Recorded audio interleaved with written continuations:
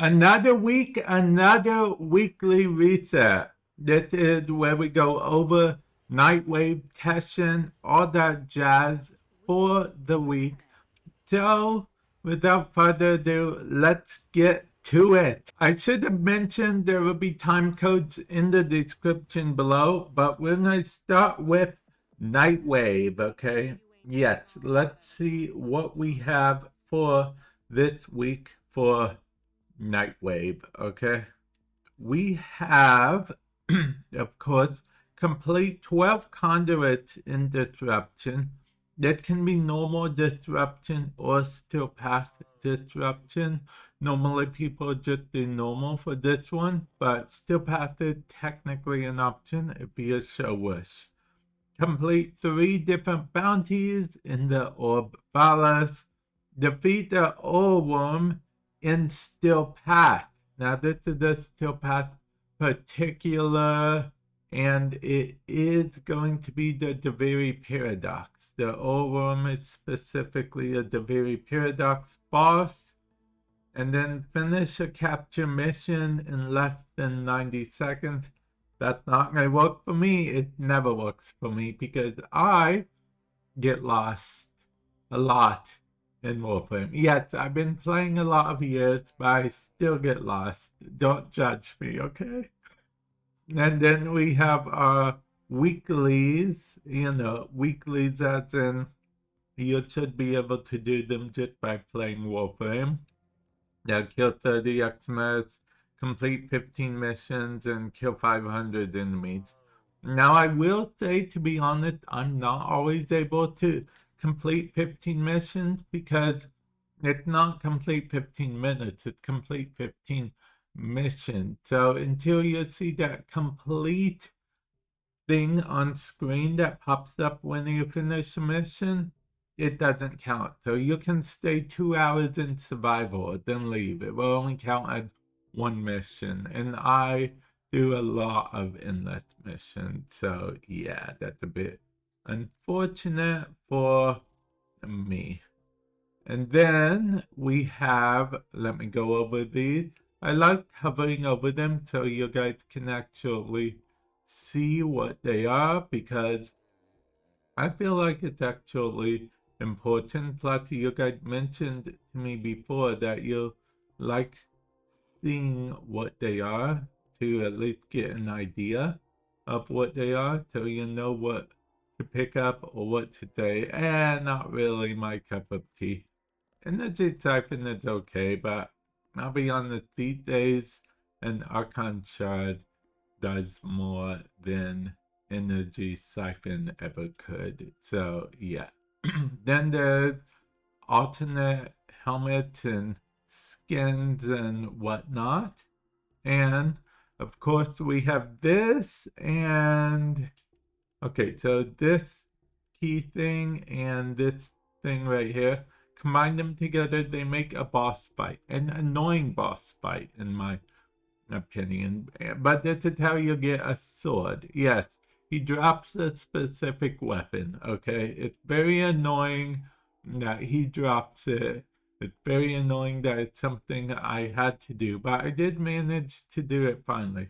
If you do it a second time, you get a ribbon.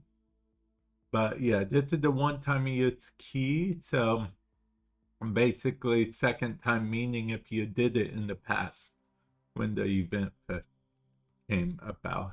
So yeah. And then these are fully built or can catalyst and or can reactors. Now let's go to our good buddy, good pal hologram Teshin, who is offering 30,000 endo for 150 still essence. And this, of course, as per usual, I haven't had as much time as I'd like to from still essence, but I plan to in the future. Stay tuned to hear, or feel free to check out my Twitch, link in the description below, because I plan on streaming eventually and hopefully catching up. Now, on to the circuit. we have Gara, Pua, and Revenant. I'm going to pick Gara because I can, but you guys can pick what you want as well. My personal recommendation would probably be either Gara or the Revenant. Yeah, Kua is also someone you get farmed for, but she can be farmed in regular Sanctuary Onslaught, so definitely keep that in mind. Then if we come over to the Steel Path version, these are the Incarnon adapters, and if you have them all, like I do, you can come over here and just choose. I like choosing these just in case I want to do these missions. I don't usually, but there's always a chance that I might. Am I right? So, yeah, there we go. Archon Hunt. This is the Archon for the week, and this is the Archon Shard that he drops. This is the percentage that it will be a Talford variant, which is just a slightly more powerful version of this Archon Shard. If you complete all 3 of the Archon Hunt parts, you will guaranteed get at least the normal variant of this Archon Shard. And the percentage here will be the chance that it will be Talford, the Archon Hunt. This week it's Spy, Excavation, and Showdown. Showdown is basically an assassination, but not an assassination technically, so keep that in mind. Descendia.